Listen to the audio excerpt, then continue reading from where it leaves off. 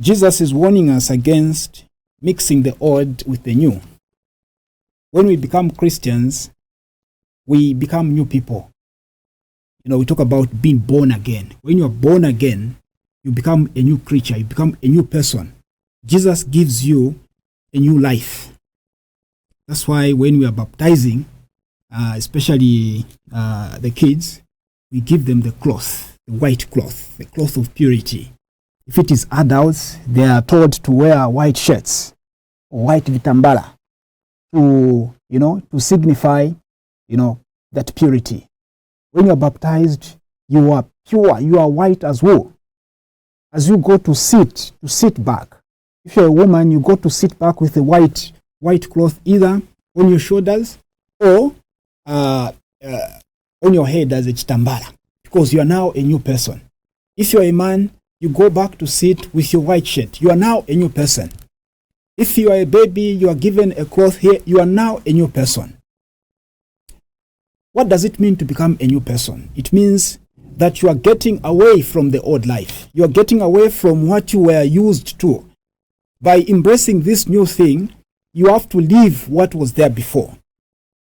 And this is where it becomes challenging to be a real Christian. Because usually we want to step into the new zone while hanging on to what we were used to. It is not easy to let go. But this is what Jesus is asking us to do. Let go of the old life. Allow yourself to be a completely new person. Allow yourself to be born again. Allow yourself to be purified by God. Let your life as a Christian become a sign, a visible sign of the presence of Christ in you and before others. And that means you have to let go of your old life. You cannot put new wine into the old wine skins. You cannot put a new cloth on an old cloth. This is what Jesus is saying. Don't mix the two. Because once you mix the two, you don't even know what you are creating. Ifyakale nefipya. Ashinga mwala fisankanya mwala fika pamunishimu. Fyala funda wakafyala ve chimbi. Yatuishi wene fya kufita ngani finish mwapanga. Fyalola fye bulole.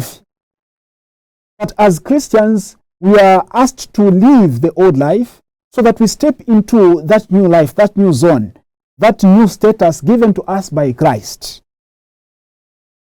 And when you talk about, or when Jesus is warning us against mixing the two things, he's also talking about the life of conversion.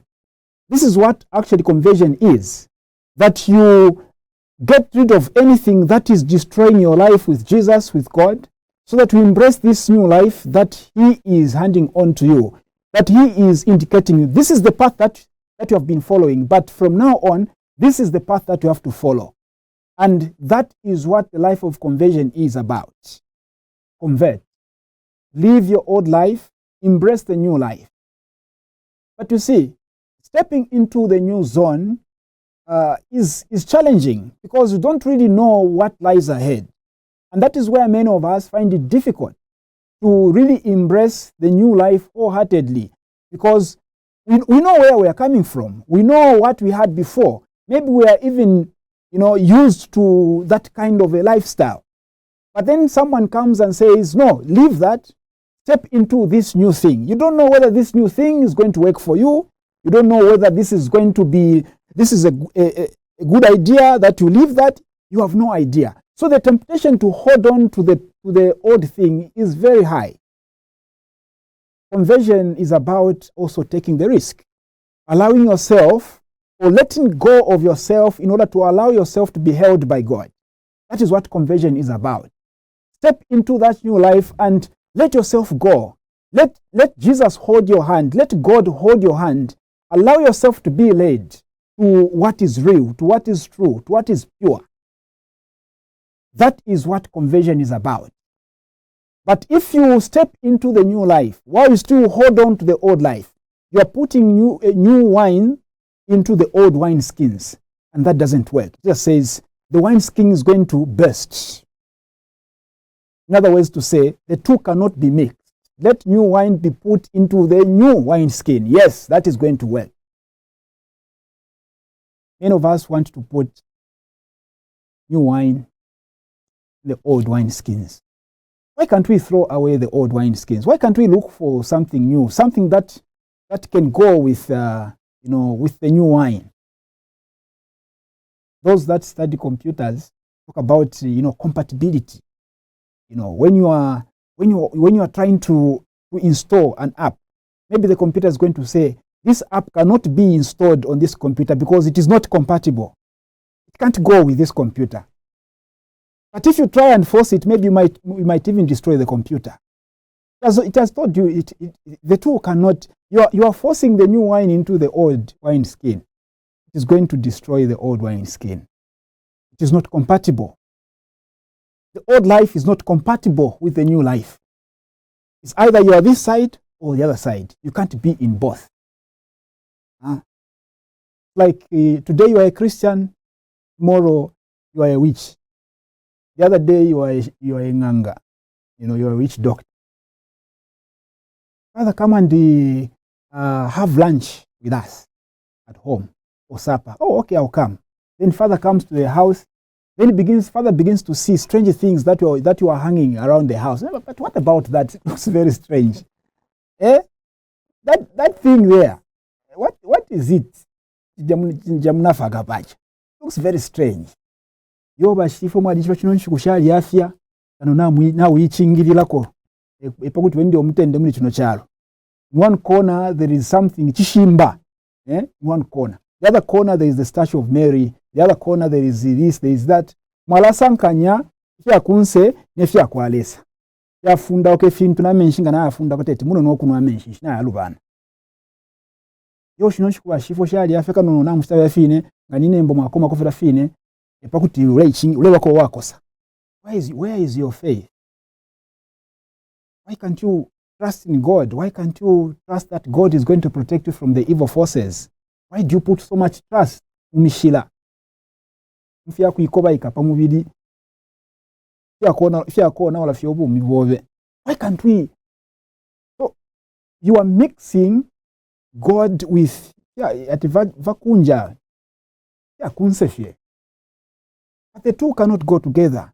This is what Jesus is telling us. The two cannot go together.